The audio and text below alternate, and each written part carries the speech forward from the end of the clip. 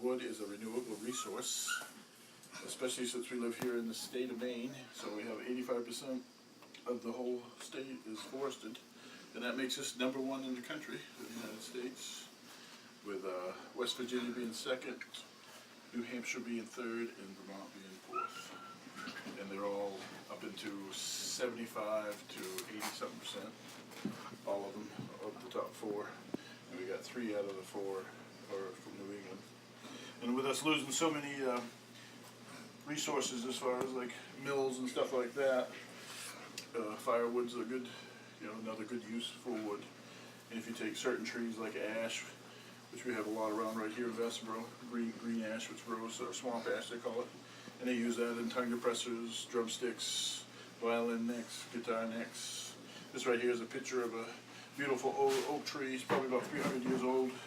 We were figuring out there in Damascata, right on the lake too. And little chipmunk was really vicious about keeping his little spot safe.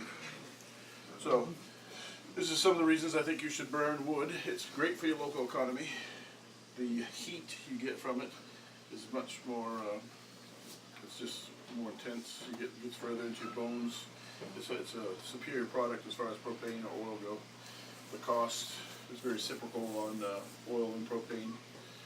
And propane will probably come down now. It was worse before we started fracking and using more Canadian oil, because we relied solely on the foreigners overseas to grab a lot there. I think at one time we were spending $8 billion a month on oil alone. And that was all facets for cars, heating oil, all those kind of things. So you get so many great products. We got a lot of stuff going on at UMO.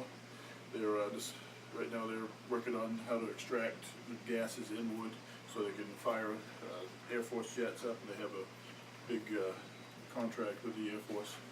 They got some grants and stuff like that. They're also trying to make their own grass-grown pellet up there, but they're having some problems because it doesn't give the same ash like wood does. So, but I know they're pretty close to doing that, and especially with the Aroostook Valley gives them a great resource up there, and we have so many trees here. So we're gonna have to find different ways to exploit our softwoods. Right here we got this is a standard way to split to our volunteers. Wood's definitely labor intensive if you take it on yourself. Decide to split your cords. Right here I haven't bought oil in 7 years. So the last time I got it was from the state of Maine, actually, when I qualified. And I haven't ran out of that. I think I got a quarter of a tank of it left, but that was 7 years ago. And I've pulled off my own property for that time period and gotten some free, and my new job allows me. Wood's so much cheaper to burn, the BTUs are higher. You'll get, your cord will last a full month compared to oil. Sometimes it will, depends on the cold. I mean, we've, like I said, I usually go about 4 cord. This year, maybe 3.5. We had a little less, even though there's been more snow. And a couple of months were really colder than the rest here. And this is a good way to stack your wood, keep it looking, efficient, keeps it dry, allows the air to come through it. Wood, pros and cons. Like I said, the heat's superior. It's a lot of work, but you can pay someone else to do the work, but it ups the per cord cost. Your per cord cost can be green, about 150 to 130, all the way down to 80, and your dried, seasoned, like cone dried, could be anywhere from 200.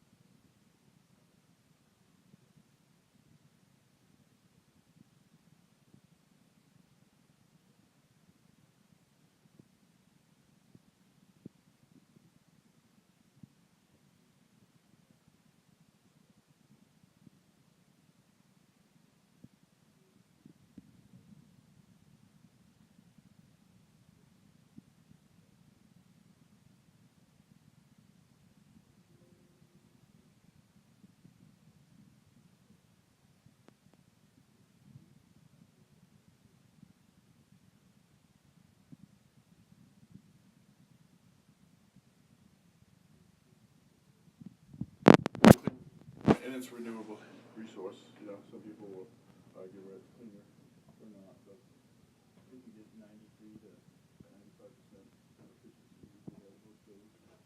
So compared to where your oil and stuff are, it's right there with the